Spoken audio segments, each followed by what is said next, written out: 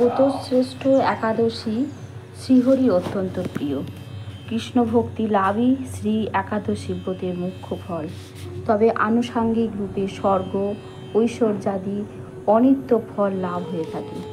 এই অন্নদা একাদশী তিথি সর্ব পাপ বিনাশিনী এবং সর্ব সুখদায়ক। যিনি শ্রীহরি অর্চনে নিষ্ঠা সহকারে এই ব্রত পালন করে থাকেন তিনি পাপ মুক্ত হন এবং তিনি শ্রীহরির চরণে ভক্তি লাভ করে অবশেষে দিব্যধামে গমন করেন। যথাবিধি এই ব্রত পালনে বহু বছরের দুঃখ ভোগের অবসান হয়। একাদশী ব্রতের মাহাত্ম্য পাঠ ও শ্রবণে অশ্বমেধ যজ্ঞের ফল লাভ হয়। এমনকি এই ব্রতের নাম শ্রবণে রাশি রাশি পাপও বিদূরিত হয়। মঙ্গলবার ২রা ভাদ্র ১৪৩২ বঙ্গাব্দ পবিত্র অন্নদা একাদশী। পালনের দিন সকাল ৫টা ৩৬ থেকে ৯টা ৫৩ মধ্যে বাংলাদেশ ঢাকা, ভারত ও কলকাতার মধ্যে ৫টা ১৫ থেকে ৯টা ৩১ মধ্যে। এই পবিত্র অন্নদা একাদশী অত্যন্ত মাহাত্ম্যপূর্ণ। এই একাদশী পবিত্র অন্নদা একাদশী ব্রত ও মাহাত্ম্য কথা একাদশী পালন করলে অবশ্যই এই মাহাত্ম্য কথা শ্রবণ করা উচিত, নইলে এই একাদশীর পূর্ণ অর্জন সম্পন্ন হয় না। ভাদ্রবতী কৃষ্ণপক্ষিয়া অন্নদা একাদশীর মাহাত্ম্য বৈবর্ত পুরাণে বর্ণনা করা হয়েছে। মহারাজ যুধিষ্ঠির বললেন, হে কৃষ্ণ, ভাদ্র মাসের কৃষ্ণপক্ষের একাদশীর নাম কি তা শুনতে আমি অত্যন্ত আগ্রহী। ভগবান শ্রীকৃষ্ণ বললেন, হে রাজন, আমি সবিস্তারে এই একাদশীর কথা বর্ণনা করছি, আপনি একাগ্রচিত্তে শ্রবণ করুন। ভাদ্রের কৃষ্ণপক্ষিয়া একাদশীকে বলা হয় অন্নদা। এই তিথি সর্ব পাপ ও বিনাশিনী। যিনি শ্রীহরির অর্চনে এই ব্রত পালন করে থাকেন তিনি সর্ব পাপ মুক্ত হন। এমনকি এই ব্রতের নাম শ্রবণে রাশি রাশি পাপও বিদূরিত হয়। এই ব্রত প্রসঙ্গে একটি পৌরাণিক ইতিহাস রয়েছে। প্রাচীনকালে হরিশ্চন্দ্র নামে এক নিষ্ঠাপরায়ণ সত্যবাদী চক্রবর্তী রাজা ছিলেন। পূর্ব কর্মফল ও প্রতিজ্ঞার সত্যতা রক্ষায় তিনি রাজ্যভ্রষ্ট হন।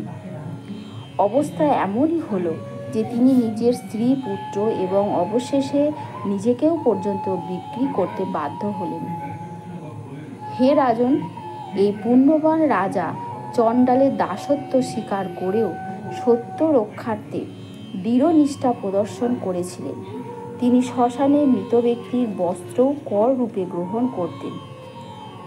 এইভাবে তার বহু বছর কেটে গেল। দুঃখ সাগরে নিমজ্জিত হয়ে কি করি, কোথায় যায়, কিভাবে এই দুঃখ দুর্দশা থেকে উদ্ধার পায়, এই চিন্তায় তিনি বিভোর হয়ে গেলেন।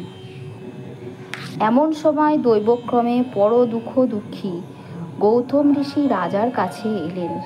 রাজা মুনিকে দর্শন করলেন এবং ভক্তি ভরে প্রণামও করলেন। করজোড়ে তার সামনে দাঁড়িয়ে একে একে নিজের সমস্ত দুঃখের কথা জানালেন।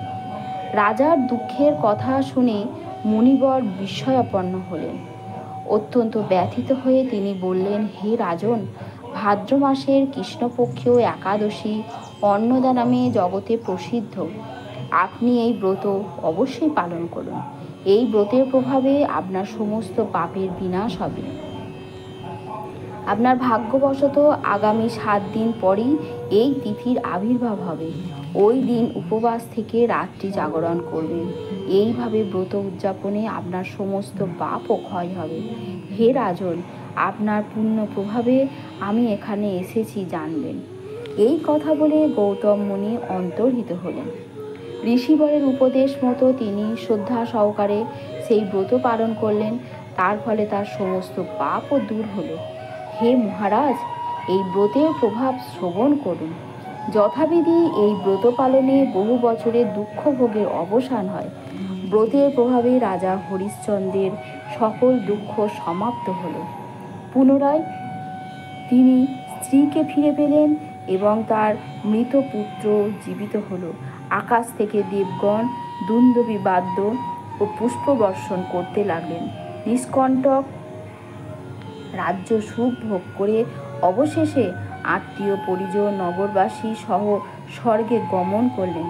যে মানুষ নিষ্ঠা সহকারে এই ব্রত পালন করে থাকেন তিনি শ্রীহরির চরণে ভক্তি লাভ করে অবশেষে দিব্যধাম গমন করেন। এই ব্রতের মাহাত্ম্য পাঠ ও শ্রবণে অশ্বমেধ যজ্ঞের ফল লাভ হয়। বন্ধুরা, একাদশী পালন করে অবশ্যই একাদশীর ব্রতকথা মাহাত্ম্যকথা শ্রবণ করা দরকার। অবশ্যই বন্ধুরা, আমাদের এই ভিডিওটি যদি ভালো লেগে থাকে লাইক শেয়ার করবেন, কমেন্ট করবেন। যদি কোনো আপনার মনে প্রশ্ন জেগে থাকে অবশ্যই আপনি সেই প্রশ্নের আমাদের চ্যানেলে দিতে পারেন। সমস্ত প্রশ্নের উত্তর আপনি পেয়ে যাবেন।